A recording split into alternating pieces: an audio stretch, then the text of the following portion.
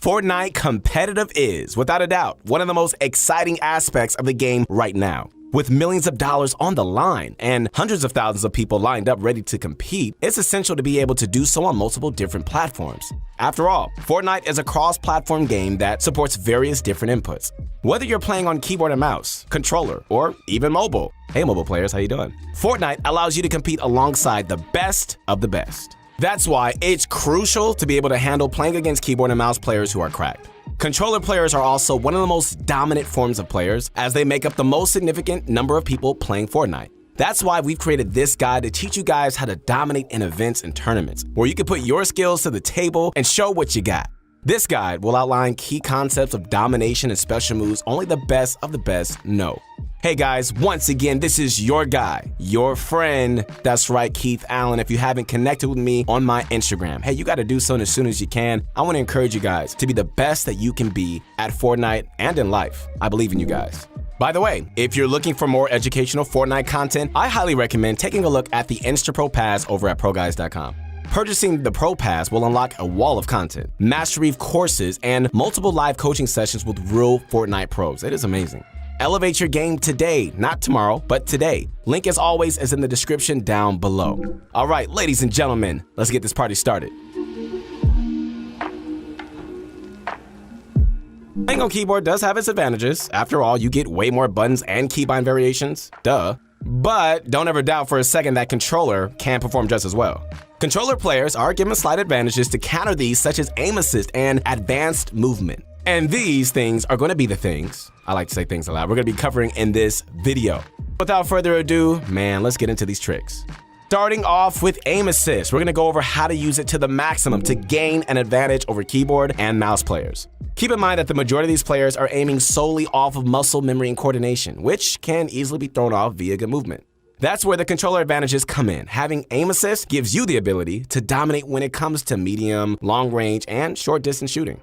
Okay, so think of it like this. While the keyboard and mouse player has to react and fine-tune their accuracy to every movement you make, all you gotta do is just keep your aim in their general area. That's it, and let aim assist do the rest. It's a great balance to give controller players, to make sure that the mouse aiming doesn't completely dominate.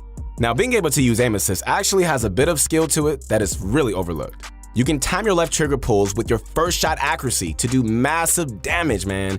We suggest heading into a creative lobby with friends and practicing getting some critical headshots with every first shot you take with your weapons that have this feature.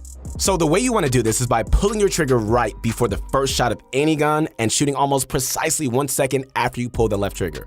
This will tighten your reticle and also pull your aim in towards your enemies, making it easier for you to hit your shots. So guys, mastering the effective use of aim assist, it's going to make a huge difference when it comes to the outcome of a shoot-off between a keyboard and mouse player versus controller. Besides aiming, controller players actually have one very underrated advantage that is barely talked about, and that is, my friends, advanced movement. Being able to move 360 degrees with an analog stick is a huge advantage compared to an 8-angle movement of keyboard and mouse. Oh my goodness, I feel stiff talking about it, like I feel like the Tin Man right now. I can't move. Controller players are actually able to do some insane mobility tricks that keyboard and mouse players wish they dream about this. An excellent example of this is the infinite 90s without any sort of reset. If you've ever seen a beast controller player, they're able to crank 90s and definitely without stopping at all. That just isn't fair.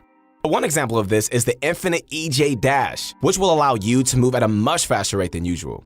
Using this and other movement tricks with the controller will certainly give you an advantage over keyboard players. Another example is being able to strafe at many different angles. Strafing is the technique of using your movement to avoid taking damage and throwing off an opponent's aim. Keyboard players can only strafe in 8 directions, while controller players can do so in 360 degrees.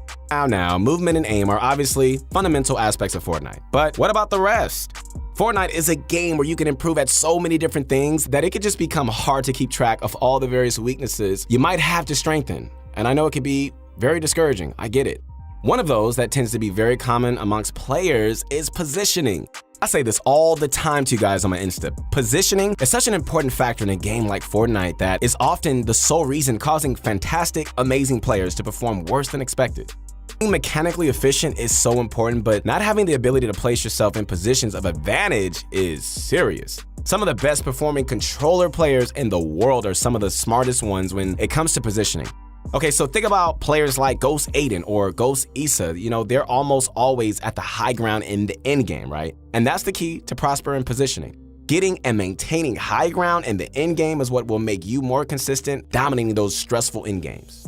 Getting Victory Royale in Fortnite competitive is very important. They tend to give a vast majority of the points that a player could earn in a game. So, being able to put yourself in the right spot to stay alive for as long as possible is essential, and the best place for that just so happens to be high ground once again. Being the highest player on the map will separate you from the fights going on below you, especially during rotations where everyone is running around frantically trying to get into the zones. Establishing high ground as soon as the endgame begins can make a world of difference in terms of how much damage you take and can do. Endgame is usually where most advanced players will be looking for kills in competitive tournaments. And the biggest struggle most run into is finding angles to shoot at players. What's great about being the highest person on the map is that you have an vantage point that you can see everyone on the map. You feel like Porzingis on the Dallas Mavericks, okay? You feel so tall and unstoppable. This paired with your aim assist will allow for easy lasering and simple picks, stacking up points as you also keep yourself away from all the fighting that's going on below you. Now, how do you get the high ground? That's a really good question. It's actually quite simple. Once you're entering the final zones, find the area of the highest natural high ground. Try your best to get to the area using shockwaves or by building up towards it. Once you're there, start cranking 90s up until you're the highest person in the game. Once you've gained the ground, start looking for opponents to laser and maintain your high ground. This is when the fun begins.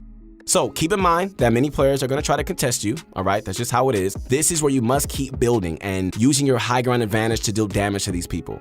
Think of these situations as creative 1v1s where you want to keep high ground while also finding angles and opportunities to deal damage. As the zone shifts and storm follows, make sure to rotate above by building floors and pyramids as you run. A lot of players just tend to drop down or shockwave into circle, which will usually result in them losing their high ground and having to deal with getting it back. Now that you know why the high ground is so important, let's look at why not everyone can always get it. So to be able to get high ground, super important, you must be in a position where you're not in the center of players. Being in the middle of multiple opponents can cause you to get shot at from different directions and become instantly outnumbered, which is a horrible place to be. The chances of this happening while you're going for height also increases significantly due to the fact that people don't want you to have the advantage. That's why you must be staying towards the highest point of natural high ground where it's harder to be shut down and damaged. Natural objects and mountains are always the best cover when it comes to needing a sturdy and robust piece to build upon or just take cover behind. So now you know everything about positioning on the high ground, but let's take a look at rotations, which goes hand in hand with everything that we talked about.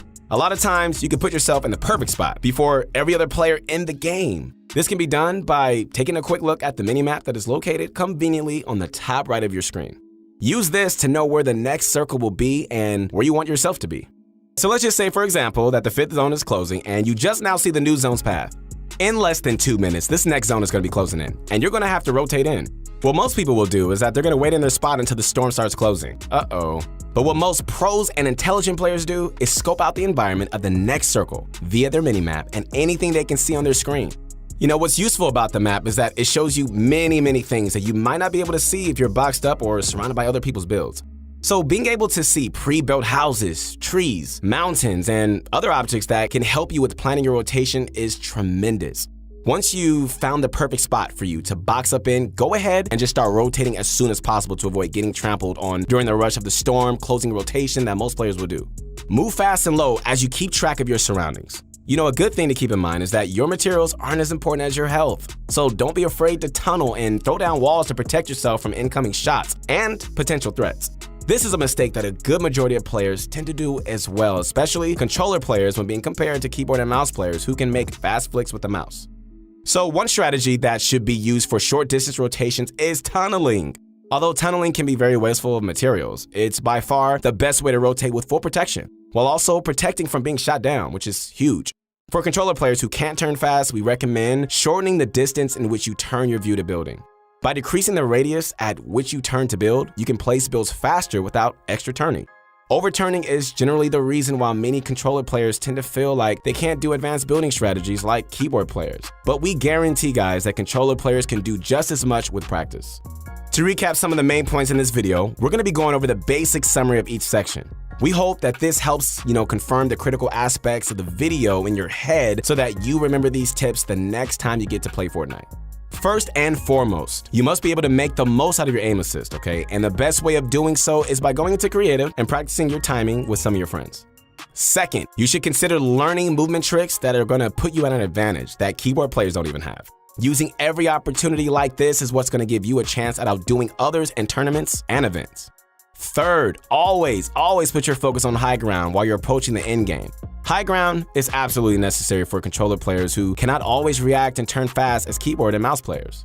Fourth, make sure you're focusing more on lasering players and using your aim assist rather than just jumping in their face and just going crazy for fast-paced endgames. Fifth, plan your rotations and get a head start on your enemies. Being the first to take a power position will guarantee a much more comfortable and smooth sailing endgame. Use tunneling and other building maneuvers like the infinite EJ dash to quicken your rotations as well. Hey guys, I hope you enjoyed this video. Once again, this is your guy, your friend Keith Allen. Make sure to connect with me as soon as you can on my Instagram. Hey, I want to see you be the best that you can be, not only in Fortnite, but in life. And as always, we hope you enjoyed this video. Hey, hit that like button if you enjoyed this and throw all your thoughts and comments down below. We really appreciate all the support, guys. We really do. We'll see you on the next one.